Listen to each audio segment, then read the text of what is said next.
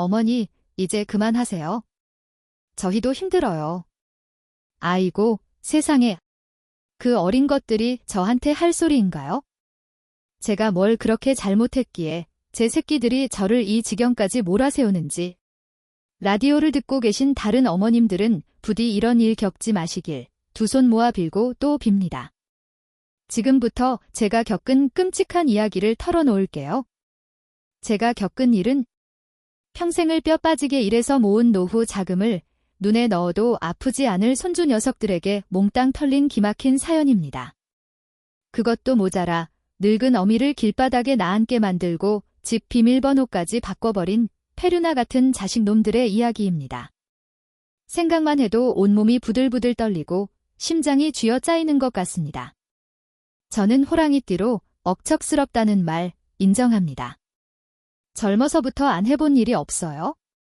남편은 일찍 세상을 떠서 혼자 몸으로 두 아들을 키웠습니다. 새벽부터 밤까지 식당 일, 파출부 일 가리지 않고 뛰어다녔습니다. 아이들 학원 보내고 옷 한 벌이라도 더 사입히려고 얼마나 악착같이 살았는지 모릅니다. 그때는 정말 허리 펼 새도 없이 바빴지만 아이들 웃는 얼굴 보면 힘든 줄도 몰랐습니다. 큰 아들은 어릴 때부터 공부를 곧잘 했습니다.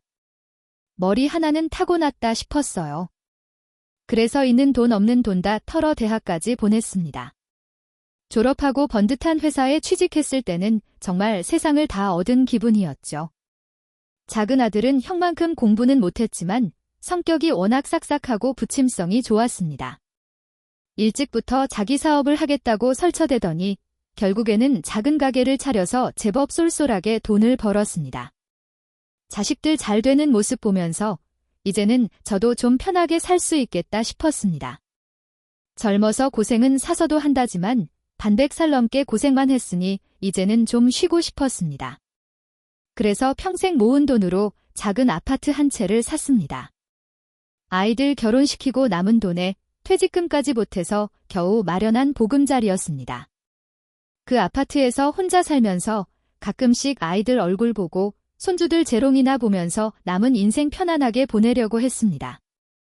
그런데 그게 제 욕심이었나 봅니다. 사건의 발단은 큰 아들 녀석이 결혼하면서부터 시작됐습니다. 며느리는 명문대 출신에 얼굴도 예쁘장한 아가씨였습니다. 처음에는 저한테도 살갑게 잘했습니다. 어머니, 어머니 하면서 애교도 부리고 맛있는 것도 곧잘 사다 줬습니다. 저는 그런 며느리가 예뻐서 어쩔 줄 몰랐습니다. 그런데 시간이 지나면서 며느리가 점점 변하기 시작했습니다. 어느 날부터인가 저한테 말을 툭툭 내뱉고 짜증을 부리는 일이 잦아졌습니다. 처음에는 제가 뭘 잘못했나 싶어서 며느리 눈치를 봤습니다. 혹시 내가 며느리 마음에 안 드는 짓을 했나 싶어서 조심하고 또 조심했습니다. 그러던 어느 날 며느리가 저한테 대놓고 돈 얘기를 꺼냈습니다. 어머니, 저희가 지금 집이 너무 좁아서 이사를 가야 하는데 돈이 좀 부족해요. 그러면서 저한테 돈을 빌려달라는 겁니다. 저는 솔직히 당황했습니다. 큰 아들 녀석도 벌이가 괜찮고 며느리도 좋은 직장에 다니는데 왜 저한테 돈을 빌려달라는 건지 이해가 안 됐습니다. 너희 돈도 있는데 왜 나한테 그러냐? 제가 이렇게 물으니까 며느리가 퉁명스럽게 대답하더군요. 저희 돈은 다 투자해놨어요. 지금 빼면 손해라서요. 저는 그때 며느리가 무슨 투자를 하는지는 자세히 몰랐습니다. 그냥 주식 같은 걸 하는가 보다 생각했습니다. 그런데 나중에 알고 보니 그게 다 코인 투자였다는 겁니다. 아무튼 저는 며느리한테 돈을 빌려주지 않았습니다. 저도 노후 자금이 빠듯했고 며느리가 하는 투자가 뭔지도 모르는데 덜컥 돈을 빌려줄 수는 없었습니다. 그랬더니 며느리가 그때부터 저를 완전히 무시하기 시작했습니다. 명절 때나 생신 때도 찾아오지 않았고 전화 한 통 하는 일도 없었습니다. 큰 아들 녀석도 며느리 눈치만 보느라 저한테 연락을 잘 안 했습니다. 저는 그런 아들 내외를 보면서 속이 많이 상했습니다.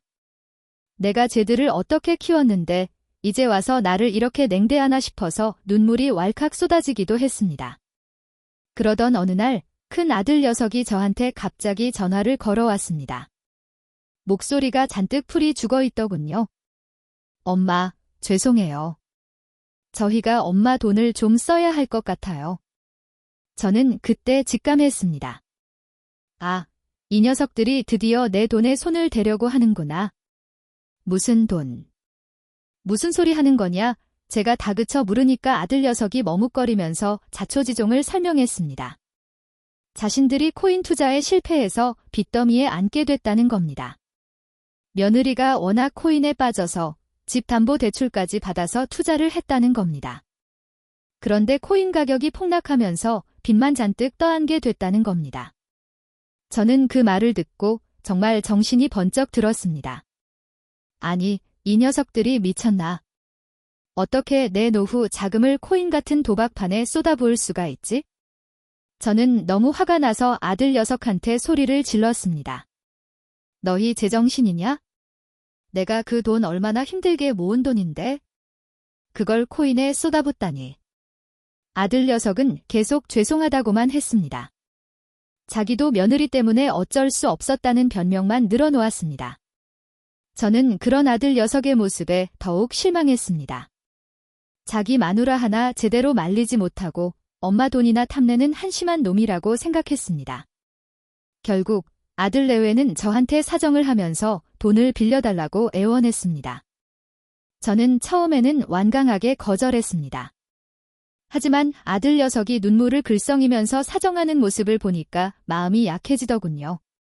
결국 저는 평생 모은 돈의 절반을 아들 내외에게 빌려줬습니다. 그때 저는 정말 바보 같은 짓을 했습니다. 그 돈만 아니었으면 지금 이렇게 길바닥에 나앉는 일은 없었을 텐데. 돈을 빌려주고 나서도 아들 내외는 정신을 차리지 못했습니다. 계속해서 코인 투자를 하면서 돈을 날려 먹었습니다. 저는 그런 아들 내외를 보면서 속이 타들어가는 것 같았습니다. 제발 이제 그만하라고, 돈 그만 잃으라고 아무리 말해도 듣지 않았습니다. 그러던 어느 날 아들 내외가 저한테 충격적인 소식을 전해왔습니다. 엄마, 죄송해요. 저희가 빚을 너무 많이 져서 엄마 아파트를 담보로 대출을 받았어요. 저는 그 말을 듣고 정말 눈앞이 캄캄해졌습니다. 아니, 이 녀석들이 내 허락도 없이 내 아파트를 담보로 대출을 받았다고? 저는 너무 어이가 없어서 말도 제대로 나오지 않았습니다. 너희 미쳤어. 어떻게 내 아파트를 담보로 대출을 받아? 아들 녀석은 또다시 죄송하다는 말만 되풀이했습니다. 자기도 어쩔 수 없었다는 변명만 늘어놓았습니다. 저는 더 이상 아들 녀석의 변명을 듣고 싶지 않았습니다. 너무 화가 나서 아들 녀석의 뺨을 후려갈겼습니다. 이 페류나 같은 놈. 어떻게 내 어미 집을 담보로 돈놀이를 할 수가 있어? 그날 이후로 저는 아들 내외와 완전히 절연했습니다. 더 이상 그 녀석들 얼굴도 보고 싶지 않았습니다. 저는 제 아파트에서 쫓겨나듯 나와야 했습니다. 아들 내외는 제 짐을 싸서 문 밖에 내놓고 집 비밀번호까지 바꿔버렸습니다. 저는 지금 갈 곳이 없습니다. 찜질방을 전전하면서 하루하루를 보내고 있습니다. 밥도 제대로 못 먹고 잠도 제대로 못 자고 있습니다. 이 나이에 길바닥에 나앉게 될 줄은 정말 꿈에도 몰랐습니다. 제 속이 문드러집니다. 도대체 제가 뭘 잘못했기에 제 자식들이 저를 이렇게까지 벼랑 끝으로 내모는 걸까요? 다음 회에 계속. 정말이지, 제 인생이 이렇게까지 꼬일 줄은 꿈에도 상상 못했습니다. 호랑이띠로 험한 세상 살아오면서 굳은 일, 힘든 일 다 겪었다고 생각했는데 자식놈들이 이렇게 뒤통수를 칠 줄이야. 아들 녀석에게 호되게 화를 내고 집을 나섰지만 막상 갈 곳이 없으니 눈앞이 캄캄했습니다. 반백살 넘게 살면서 내 집 하나 없이 떠돌아다니게 될 줄은 정말 몰랐습니다. 찜질방에 쭈그리고 앉아 밤새도록 눈물만 훔쳤습니다. 따뜻한 물에 몸이라도 담그면 좀 나아질까 싶었지만 제 속은 끓어오르는 용광로 같았습니다. 다음 날 아침 퉁퉁 부은 눈으로 찜질방을 나섰습니다. 당장 어디로 가야 할지 몰라 터덜터덜 걸었습니다. 그러다 문득 오래전에 연락이 끊긴 친구 생각이 났습니다. 혹시나 하는 마음에 전화번호를 찾아 전화를 걸었습니다. 다행히 친구는 전화를 받았고 제 딱한 사정을 듣더니 당장 자기 집으로 오라고 했습니다. 친구 집에서 며칠 신세를 지면서 겨우 정신을 차렸습니다. 친구는 제 이야기를 듣더니 혀를 끌끌 차면서 아들 내외를 욕했습니다. 아이고, 자네 팔자가 어쩌다 이렇게 됐나. 아무리 세상이 흉흉하다지만 자식들이 어찌 그럴 수 있나. 친구의 위로에 저는 또다시 눈물을 쏟았습니다. 하지만 친구 집에 계속 얹혀 살 수는 없었습니다. 제 앞가림은 제가 해야 했습니다. 친구에게 폐를 끼치는 것도 마음이 불편했습니다. 그래서 다시 찜질방 생활을 시작했습니다. 낮에는 공원 벤치에 앉아 시간을 보내거나 무료 급식소에서 끼니를 때웠습니다. 정말이지 거지나 다름없는 생활이었습니다. 그러던 어느 날 며느리에게서 전화가 왔습니다. 저는 전화를 받을까 말까 망설였습니다. 하지만 무슨 일인가 싶어 전화를 받았습니다. 며느리의 목소리는 다급했습니다. 어머니, 죄송해요. 정말 죄송해요. 며느리는 울먹이면서 말했습니다. 저희가 정말 잘못했어요. 어머니, 제발 저희 좀 용서해 주세요. 저는 며느리의 말에 코웃음을 쳤습니다. 이제 와서 용서해달라고? 너희들이 나한테 한 짓을 생각해봐. 어떻게 나한테 그럴 수가 있어? 제 목소리는 분노로 떨렸습니다. 며느리는 계속 울먹이면서 사과했습니다. 어머니, 저희도 어쩔 수 없었어요. 코인 투자에 실패해서 빚이 너무 많아졌어요. 정말 죽고 싶었어요. 어머니 돈에 손을 댄 건 정말 잘못했지만 저희도 살아야 했어요. 저는 며느리의 말에 더욱 화가 났습니다. 살아야 했다고? 그래서 내 노후 자금을 훔쳐서 탕진하고 나를 길바닥에 내쫓았다는 말이니? 너희들이 인간이야? 며느리는 아무 말도 하지 못했습니다. 저는 전화를 끊으려고 했습니다. 그때 며느리가 다급하게 말했습니다. 어머니, 잠깐만요. 드릴 말씀이 있어요. 저는 짜증 섞인 목소리로 무슨 말인데 하고 물었습니다. 며느리는 한참 동안 망설이더니 입을 열었습니다. 어머니, 사실 저희가 코인 투자로 돈을 좀 벌었어요. 저는 며느리의 말에 귀를 의심했습니다. 뭐? 돈을 벌었다고? 며느리는 조심스럽게 말했습니다. 네, 어머니. 처음에는 정말 다 잃었었는데 마지막으로 한 번만 더 해보자고 생각하고 다시 투자를 했어요. 그런데 운이 좋게도 이번에는 돈을 좀 벌었어요. 저는 어이가 없었습니다. 그래서 그 돈으로 뭘 하겠다는 거니? 며느리는 떨리는 목소리로 말했습니다. 어머니, 그 돈으로 빚을 갚고 어머니께 다시 돌려드리고 싶어요. 그리고 다시는 코인 투자는 하지 않겠다고 약속드릴게요. 저는 며느리의 말을 믿을 수가 없었습니다. 하지만 한편으로는 기대하는 마음도 있었습니다. 정말로 며느리가 제 돈을 돌려주고 다시는 그런 짓을 하지 않겠다고 약속한다면 용서해 줄 수도 있을 것 같았습니다. 정말이니? 정말로 내 돈을 돌려줄 거니? 저는 며느리에게 다시 물었습니다. 며느리는 울먹이면서 대답했습니다. 네, 어머니. 정말이에요. 어머니께 모든 것을 다 돌려드리고 다시는 실망시켜드리지 않겠다고 약속드릴게요. 저는 며느리의 말을 듣고 한참 동안 아무 말도 하지 못했습니다. 제 마음은 복잡했습니다. 며느리를 용서해야 할지 아니면 영원히 절연해야 할지 결정할 수가 없었습니다. 그때 며느리가 갑자기 이상한 말을 했습니다.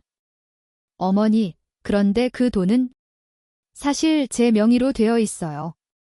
저는 며느리의 말에 깜짝 놀랐습니다. 뭐? 내 명의라고? 그게 무슨 소리야? 며느리는 당황한 목소리로 말했습니다. 어머니, 그게 저희가 코인 계좌를 만들 때 제 이름으로 만들었어요. 그래서 지금 그 돈은 제 명의로 되어 있어요. 저는 며느리의 말에 머리가 멍해졌습니다. 며느리가 또다시 저를 속이고 있다는 것을 깨달았습니다. 이 사기꾼 같은 년. 결국 또 나를 속이려고 한 거였어. 저는 며느리에게 소리를 질렀습니다. 며느리는 당황해서 변명했습니다. 아니에요, 어머니. 정말 아니에요. 제가 오해하게 만들어서 죄송해요. 하지만 정말로 어머니 돈을 돌려드릴 거예요.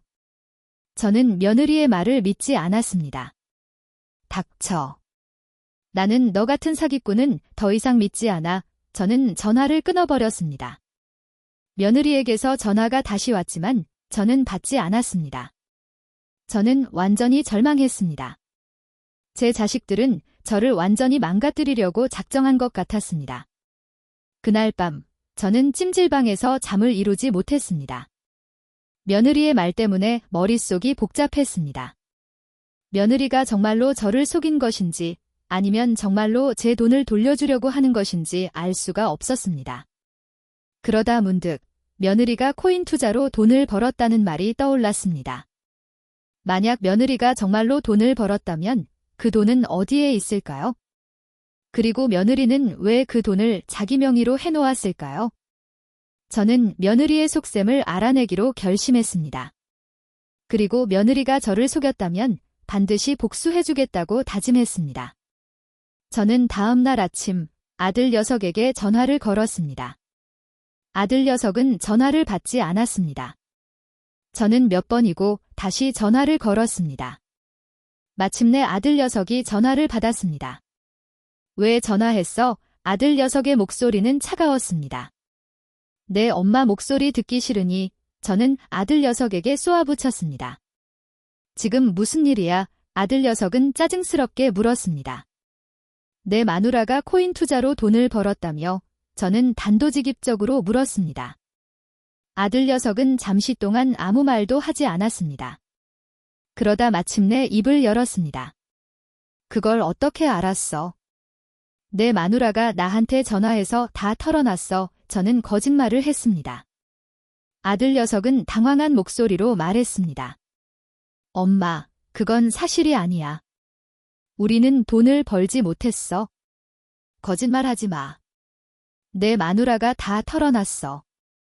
코인 투자로 돈을 벌었고 그 돈을 내 마누라 명의로 해놨다고 저는 아들 녀석을 몰아세웠습니다. 아들 녀석은 마침내 모든 것을 실토했습니다. 그래, 맞아. 우리는 돈을 좀 벌었어. 하지만 그 돈은 우리 거야. 엄마 돈은 한 푼도 없어. 뭐? 내 거라고? 그 돈은 원래 내 돈이었어. 너희들이 훔쳐간 내 노후 자금이었어. 저는 분노에 휩싸였습니다. 엄마, 우리는 빚이 너무 많아. 그 돈 없이는 살아갈 수가 없어. 아들 녀석은 애원했습니다. 닥쳐. 나는 너희들을 용서하지 않아. 너희들이 나한테 한 짓을 갚아주겠어. 저는 전화를 끊어버렸습니다. 저는 아들 내외에게 복수하기로 결심했습니다. 그들이 제 노후 자금을 훔쳐서 탕진하고 저를 길바닥에 내쫓았으니 저도 가만히 있을 수는 없었습니다.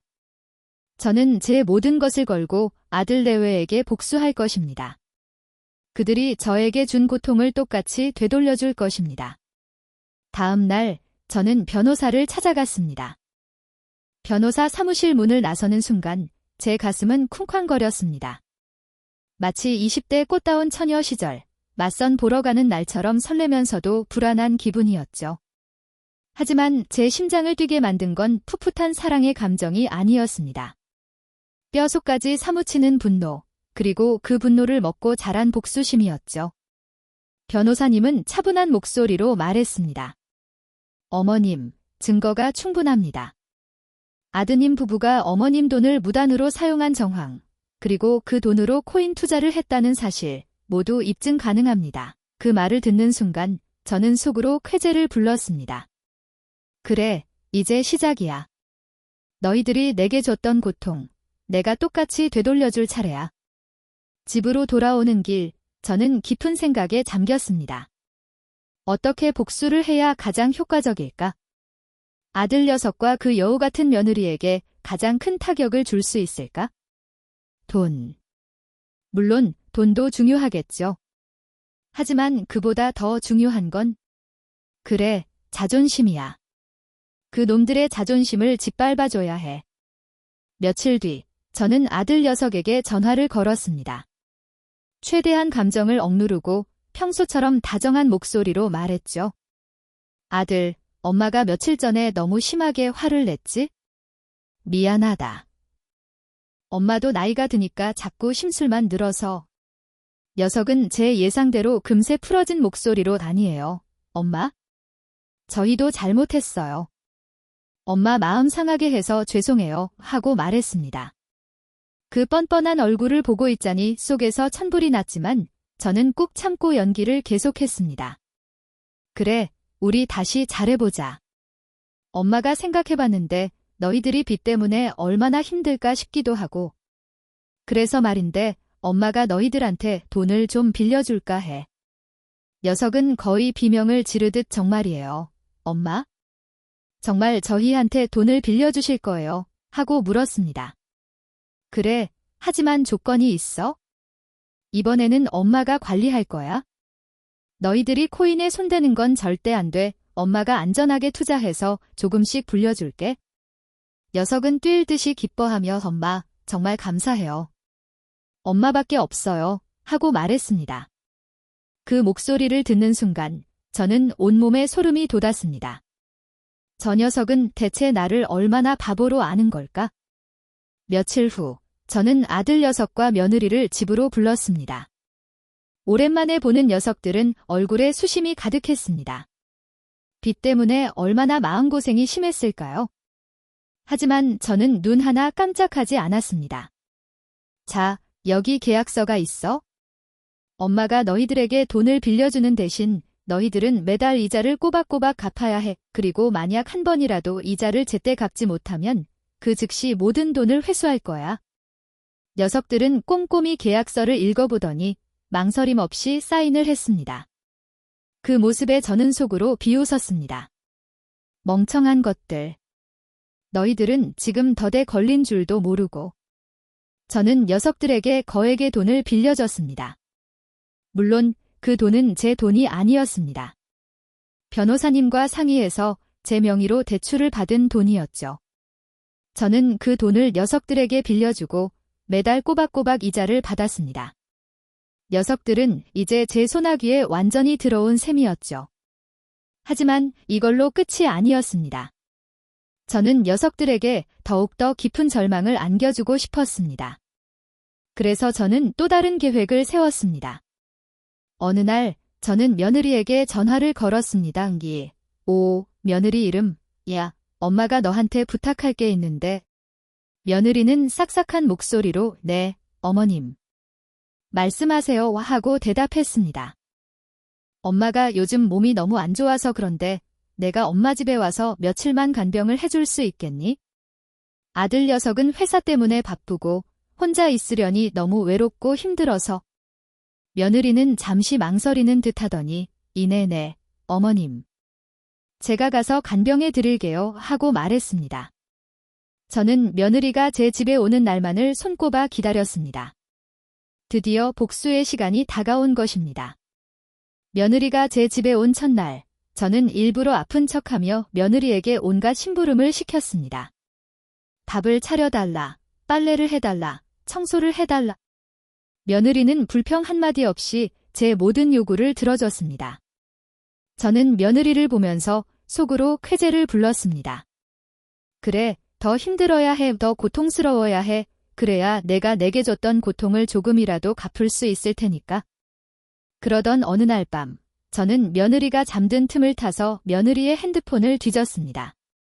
며느리가 코인 거래를 하고 있다는 사실은 이미 알고 있었지만 혹시 다른 증거가 있을까 싶어서였죠. 한참 동안 핸드폰을 뒤지던 저는 드디어 결정적인 증거를 찾아냈습니다.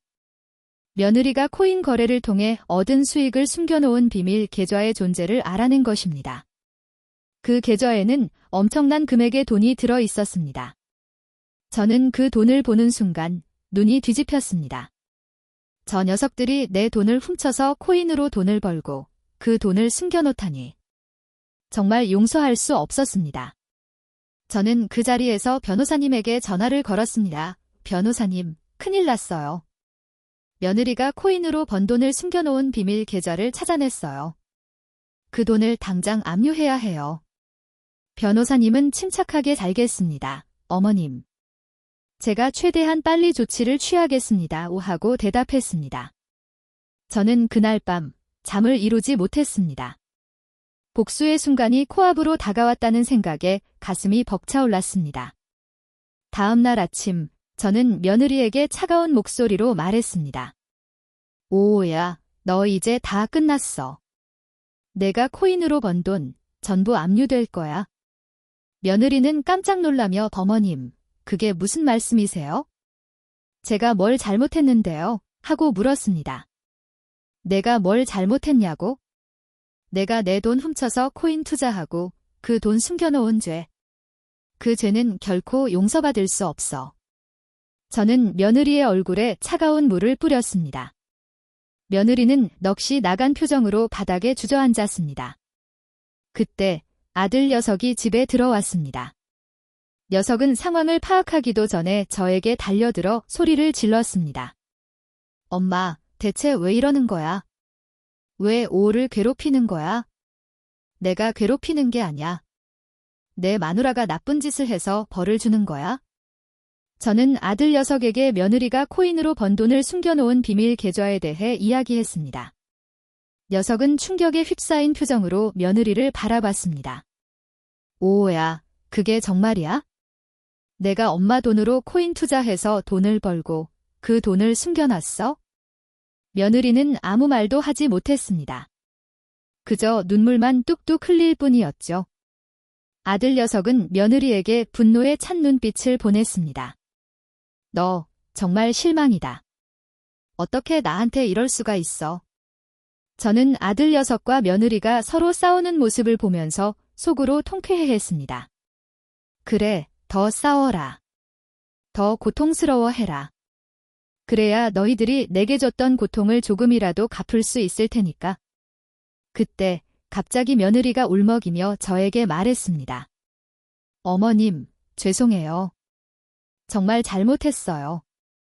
한 번만 용서해주세요. 저는 며느리의 애원에도 눈 하나 깜짝하지 않았습니다. 용서. 그런 건 없어. 너희들은 내 인생을 망쳤어. 이제 너희들도 똑같이 망해봐야 해. 저는 아들 녀석과 며느리를 집에서 내쫓았습니다. 녀석들은 쫓겨나는 순간까지도 저에게 용서를 빌었지만 저는 냉정하게 외면했습니다. 녀석들이 집에서 나가자 저는 문을 굳게 잠갔습니다. 그리고 그 자리에 주저앉아 하염없이 눈물을 흘렸습니다. 복수는 시작됐지만 제 마음은 여전히 공허했습니다. 과연 이 복수가 제 상처를 치유해줄 수 있을까요? 하지만 이미 늦었습니다. 저는 너무 멀리 와버렸습니다. 이제 멈출 수 없습니다. 이 복수를 끝까지 완수해야 합니다. 그래야 제 억울함이 조금이라도 풀릴 테니까요. 그런데 다음 회에 계속 제 속이 문드러집니다. 정말이지 칼로 도려내는 것보다 더 아픈 심정이 뭔지 이 나이 먹도록 뼈저리게 느끼고 있습니다. 아들 녀석과 그 며느리 내쫓고 나니 속이 시원할 줄 알았는데 그게 아니었어요. 텅 빈 집안처럼 제 마음도 횡하니 비어버린 것 같습니다. 그날 이후로 밤마다 악몽에 시달립니다. 녀석들이 돈을 갚아달라고 매달리는 꿈, 빚쟁이들이 들이닥쳐 집안을 엉망으로 만드는 꿈, 심지어는 제가 녀석들처럼 돈에 눈이 멀어 괴물이 되는 꿈까지 꿉니다. 눈을 뜨면 온몸이 땀으로 흠뻑 젖어 있고 심장은 쿵쾅거립니다. 도대체 언제쯤 이 악몽에서 벗어날 수 있을까요? 아침에 눈을 뜨면 습관처럼 녀석들이 쓰던 방을 봅니다. 텅 빈 방, 흩어져 있는 먼지들. 마치 녀석들의 죄를 대신 뒤집어 쓴 것 같습니다. 청소라도 해야 하는데 도무지 손이 움직이질 않습니다. 마치 송장처럼 멍하니 앉아있을 뿐입니다. 며칠 전에는 오후 그 녀석, 며느리한테서 전화가 왔습니다. 받지 않으려 했지만 계속 울리는 전화벨 소리에 결국 수화기를 들고 말았습니다. 어머님, 잘못했어요. 정말 뉘우치고 있어요. 제발, 저희 좀 살려주세요. 흐느끼는 소리가 수화기를 타고 흘러나왔습니다. 저는 차갑게 대꾸했습니다.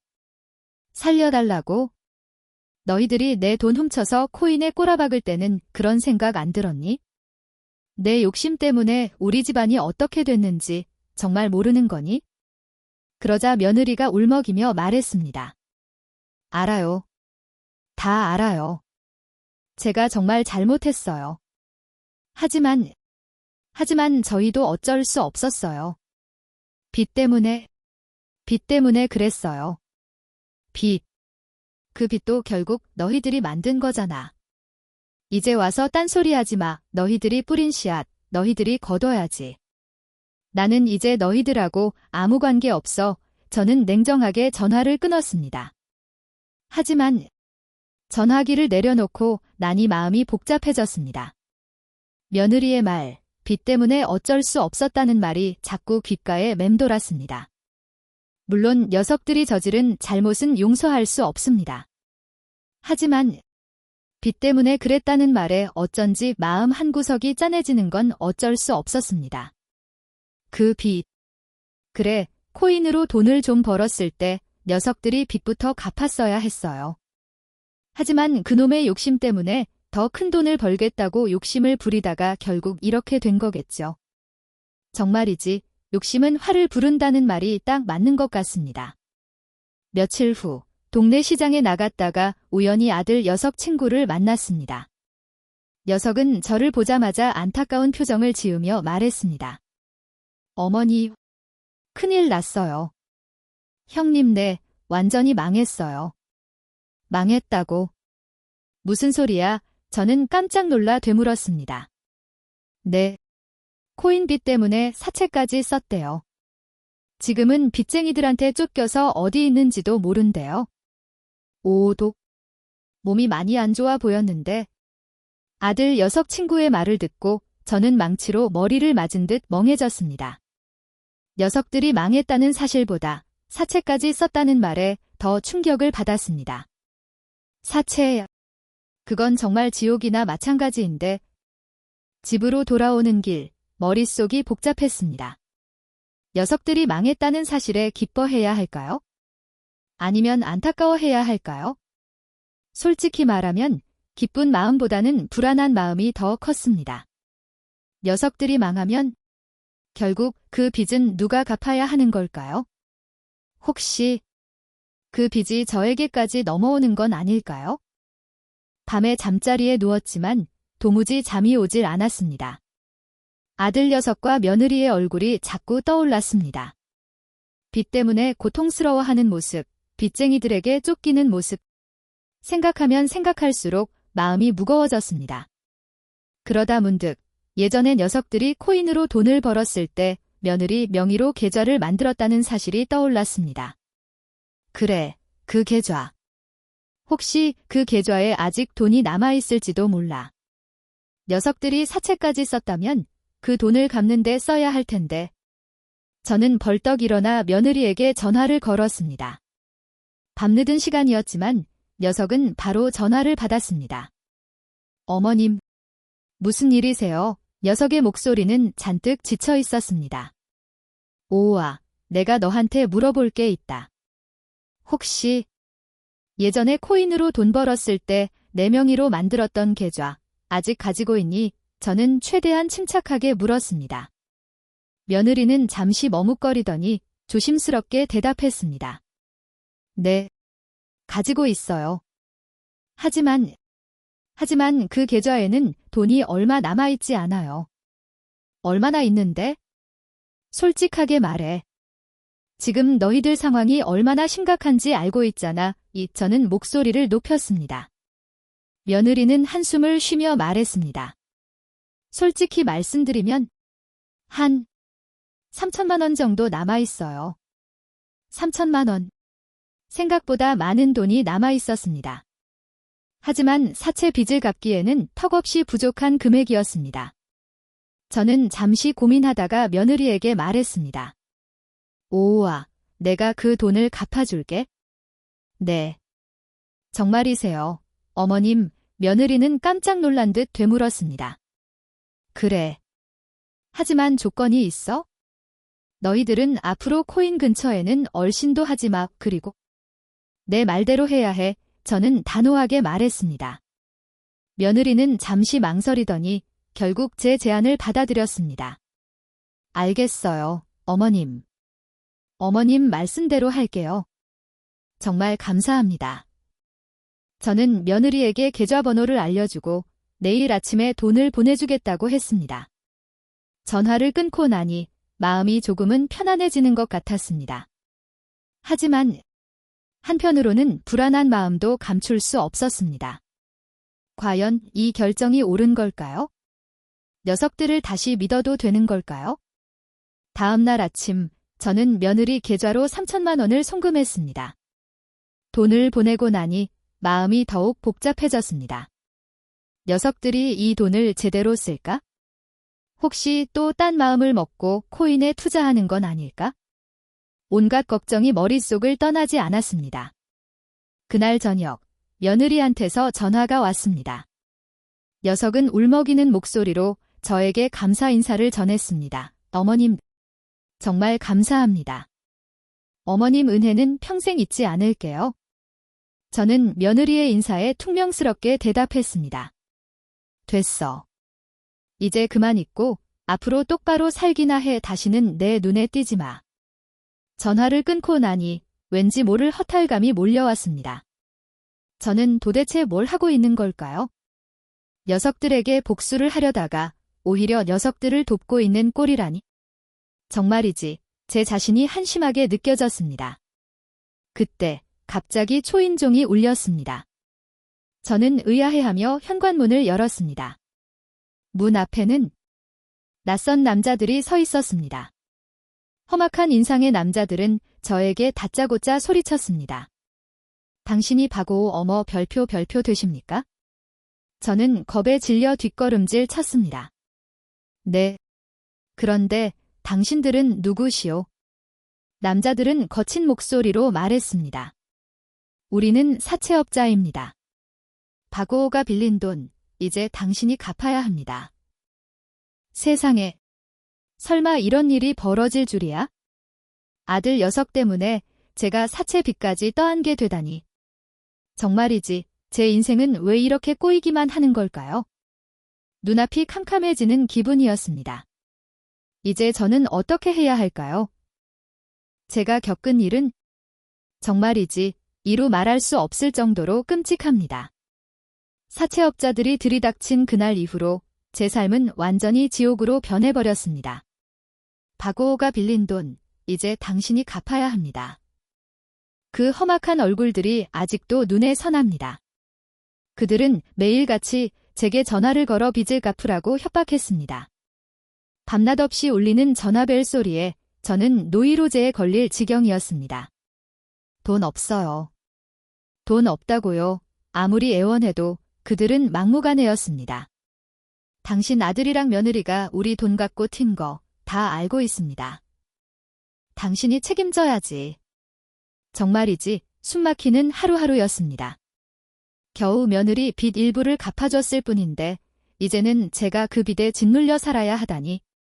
이게 대체 무슨 날벼락인지 저는 도저히 이해할 수가 없었습니다. 어느 날은 사채업자들이 제 집까지 찾아왔습니다. 문을 두드리는 소리에 심장이 멎는 줄 알았습니다. 문 여세요. 안 열면 부숴버릴 겁니다. 저는 두려움에 떨며 문을 열어줄 수밖에 없었습니다. 돈, 준비됐습니까? 그들은 집 안으로 들어와 험악한 얼굴로 저를 쏘아봤습니다.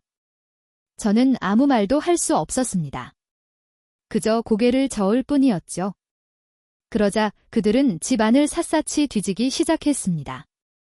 이것저것 다 팔아도 얼마 안 되겠구만. 그들은 냉소적인 말투로 중얼거렸습니다. 저는 그저 눈물을 흘릴 뿐이었습니다. 그들은 제 손을 잡아 끌며 협박했습니다. 당신, 돈 마련할 방법 없으면 우리도 어쩔 수 없습니다. 그들의 눈빛은 섬뜩할 정도로 차가웠습니다. 저는 살려달라고 애원했습니다. 제발, 제발 살려주세요. 제가 어떻게든 돈을 마련해 볼게요. 그렇게 간신히 그들을 돌려보냈지만 제 마음은 이미 잿더미가 되어버렸습니다. 저는 밤마다 잠을 이루지 못했습니다. 혹시라도 그들이 다시 찾아올까봐 문밖에서 작은 소리만 들려도 깜짝깜짝 놀라곤 했습니다. 며칠 후 저는 아들 녀석에게 전화를 걸었습니다. 너희 대체 무슨 짓을 한 거냐? 사채업자들이 나한테까지 와서 빚 갚으라고 난리야. 아들은 태연하게 대답했습니다. 엄마, 그건 엄마가 알아서 해결해야지. 우리는 지금 돈이 없어. 뭐? 이 녀석이 진짜. 저는 분노에 휩싸여 소리쳤습니다. 너희 때문에 내가 지금 얼마나 고통받고 있는지 알아? 너희가 한 짓 절대로 용서 못해. 그러자 아들은 비웃듯이 말했습니다. 엄마, 이제 와서 후회하면 뭘 해? 엄마도 우리 돈 뜯어갔잖아. 피차일반이지. 정말이지. 녀석의 뻔뻔함에 혀를 내두를 지경이었습니다. 어떻게 저런 말을 저렇게 쉽게 할 수 있는지 저는 도저히 이해할 수가 없었습니다. 그래. 두고 보자. 내가 너희들에게 반드시 복수할 거야. 저는 이를 악물고 다짐했습니다. 하지만 복수를 다짐하면서도 한편으로는 깊은 절망감에 휩싸였습니다. 이제 저는 어떻게 살아가야 할까요? 사채빚에 시달리며 아들 부부에게 배신당한 채. 정말이지. 제 인생은 왜 이렇게 비참하게 꼬여버린 걸까요? 그러던 어느 날 저는 우연히 옛 친구를 만났습니다. 반가운 마음에 그동안 겪었던 모든 일들을 털어놓았습니다. 친구는 제 이야기를 듣더니 안타까운 표정으로 말했습니다. 세상에, 정말 끔찍한 일을 겪었네. 하지만 너무 걱정하지 마. 아직 방법은 있어? 저는 희망을 품고 친구에게 물었습니다. 정말이야? 나에게도 희망이 있는 거야? 친구는 고개를 끄덕이며 말했습니다. 물론이지. 내가 아는 변호사 중에 아주 유능한 사람이 있어. 그 사람에게 도움을 청하면 분명히 해결책을 찾을 수 있을 거야. 그 말을 듣는 순간 제 마음속에 작은 불씨가 피어오르는 듯 했습니다. 그래. 아직 포기할 수는 없어. 변호사에게 도움을 청해서 이 모든 악몽에서 벗어나야 해. 저는 친구에게 감사 인사를 하고 곧바로 변호사 사무실을 찾아갔습니다. 변호사는 제 이야기를 주의 깊게 들어주었습니다. 그리고는 심각한 표정으로 말했습니다. 사건이 꽤 복잡하긴 하지만 해결 불가능한 것은 아닙니다. 우선 아들 부부의 재산을 다시 한번 확인해 볼 필요가 있습니다. 혹시라도 숨겨둔 재산이 있다면 그걸로 빚을 갚을 수 있을지도 모릅니다. 저는 변호사의 말에 희망을 걸고 아들 부부의 재산을 다시 한번 조사하기 시작했습니다. 하지만 아무리 뒤져봐도 녀석들은 정말로 가진 것이 하나도 없는 듯 했습니다. 코인으로 벌었던 돈은 이미 다 날려버렸고 며느리 명의로 되어 있던 계좌도 텅 비어 있었습니다. 저는 다시 절망에 빠졌습니다. 역시 제게는 희망이란 없는 걸까요? 이대로 사채빚에 짓눌려 비참하게 살아가야 하는 걸까요? 그때 문득 예전에 며느리가 했던 말이 떠올랐습니다. 어머니, 저희가 코인 투자로 돈을 좀 벌었을 때 해외에 투자해둔 게 좀 있어요. 혹시 나중에 급한 일 생기면 그걸로 해결하면 돼요. 해외 투자. 그래, 혹시 그 돈이 아직 남아있을지도 몰라. 저는 다시 한번 희망을 품고 며느리에게 연락을 시도했습니다. 하지만 며느리는 제 전화를 받지 않았습니다. 몇 번이고 다시 걸어봤지만 결국 연결되지 않았습니다. 저는 초조한 마음으로 며느리에게 문자를 보냈습니다. 박오, 내가 예전에 해외에 투자해둔 돈 아직 있는 거니? 급하게 돈이 필요해. 제발 연락 좀 해줘. 며칠 후 며느리에게서 답장이 왔습니다. 어머니, 죄송하지만 그 돈은 이미 다 써버렸어요. 지금은 드릴 돈이 없어요. 세상에. 정말 하늘이 무너지는 듯한 기분이었습니다. 이제 저는 정말로 꼼짝없이 갇혀버린 걸까요? 더 이상 기댈 곳도 희망도 없는 걸까요? 저는 절망에 빠져 며칠 동안 아무것도 하지 못했습니다. 밥도 제대로 먹지 못하고 잠도 제대로 자지 못했습니다. 그저 멍하니 앉아 눈물만 흘릴 뿐이었습니다. 그러던 어느 날 저는 라디오에서 흘러나오는 노래를 듣게 되었습니다. 슬픈 멜로디와 가사가 제 마음을 후벼파는 듯 했습니다. 저는 왈칵 눈물을 쏟아내며 라디오에 사연을 보내기로 결심했습니다. 그래. 이렇게 포기할 수는 없어. 내 억울한 사연을 세상에 알려서 반드시 아들 부부에게 복수하고 말 거야. 저는 떨리는 손으로 편지를 쓰기 시작했습니다. 제 인생의 모든 고통과 절망, 그리고 복수심을 담아서. 하지만 편지를 다 쓰고 난 후에도 저는 여전히 불안했습니다. 과연 제 사연이 라디오에 소개될 수 있을까요? 그리고 제 복수는 과연 성공할 수 있을까요? 저는 알 수 없었습니다. 그저 간절한 마음으로 기도할 뿐이었습니다. 제발 저에게 힘을 주세요. 이 억울한 사연을 세상에 알리고 반드시 복수에 성공할 수 있도록. 제 속은 썩어 문드러지고 화병이 온몸을 짓누르는 것 같습니다. 라디오에 사연을 보낸다고 뭐가 달라지겠냐 싶었지만 지푸라기라도 잡는 심정으로 밤새 써내려간 편지였습니다. 혹시나, 정말 혹시나 하는 기대감에 매일 라디오만 켜놓고 살았습니다. 그러던 어느 날 익숙한 멜로디가 흘러나오고 DJ의 목소리가 들리는데 제 사연이 소개되는 겁니다. 오늘 첫 번째 사연은 정말 안타까운 사연입니다. 60대 여성 청취자분께서 보내주신 아들 부부에게 배신당하고 노후 자금까지 잃은 기막힌 이야기입니다. 제 이름은 밝히지 않았지만 제 이야기가 틀림없었습니다. DJ는 제 편지를 차분하게 읽어 내려갔습니다. 아들 부부가 저지른 짓, 제가 겪었던 고통, 그리고 지금의 절망적인 상황까지. 라디오를 듣는 모든 사람들이 제 사연을 알게 된 겁니다. 사연이 끝나자 DJ는 안타까운 목소리로 위로를 건넸습니다. 정말 힘든 시간을 보내고 계시는군요. 부디 용기를 잃지 마시고 꼭 힘내시길 바랍니다. 저희 방송도 최선을 다해 응원하겠습니다. 방송이 나간 후 정말 놀라운 일이 벌어졌습니다. 방송국으로 익명의 전화와 편지가 쏟아진 겁니다. 대부분 저를 위로하고 응원하는 내용이었지만 그중에는 뜻밖의 제안도 있었습니다. 변호사라 밝힌 한 분이 무료로 법률 자문을 해주겠다고 연락을 해온 겁니다. 저는 떨리는 마음으로 변호사를 만났습니다. 변호사는 제 사연을 꼼꼼히 듣더니 충분히 승산이 있습니다. 아들 부부를 상대로 손해배상 청구 소송을 제기할 수 있습니다. 라고 말했습니다. 그 말을 듣는 순간 제 가슴속에 묻어두었던 복수심이 다시 타올랐습니다. 그래, 법적으로라도 반드시 아들 부부에게 책임을 물어야 해. 저는 변호사의 도움을 받아 곧바로 소송을 준비하기 시작했습니다. 소장이 접수되고 며칠 뒤 아들에게서 전화가 왔습니다. 엄마, 이게 대체 무슨 짓이야? 왜 우리를 고소해? 아들의 목소리는 당황과 분노로 가득 차 있었습니다.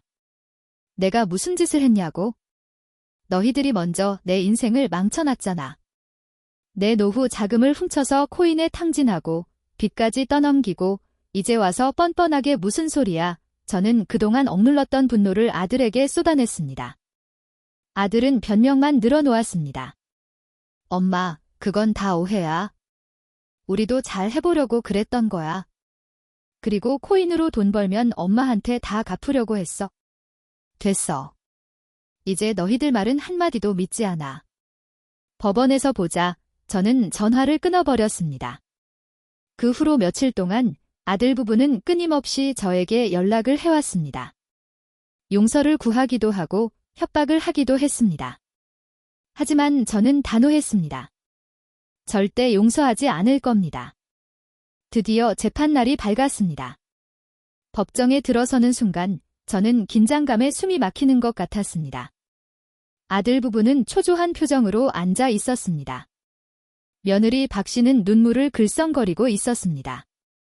재판은 예상대로 흘러갔습니다. 변호사는 아들 부부가 저지른 일들을 조목조목 밝혀냈고 저는 증인으로 나서서 그동안 겪었던 고통을 상세하게 증언했습니다. 아들 부부는 뻔뻔하게 거짓말을 늘어놓았지만 변호사의 날카로운 질문에 결국 무너지고 말았습니다. 재판이 끝나고 며칠 뒤 법원으로부터 판결문이 도착했습니다. 결과는 저의 승소였습니다. 법원은 아들 부부가 저에게 모든 피해 금액을 배상해야 한다고 판결했습니다. 저는 그 판결문을 받아들고 그 자리에서 왈칵 눈물을 쏟았습니다.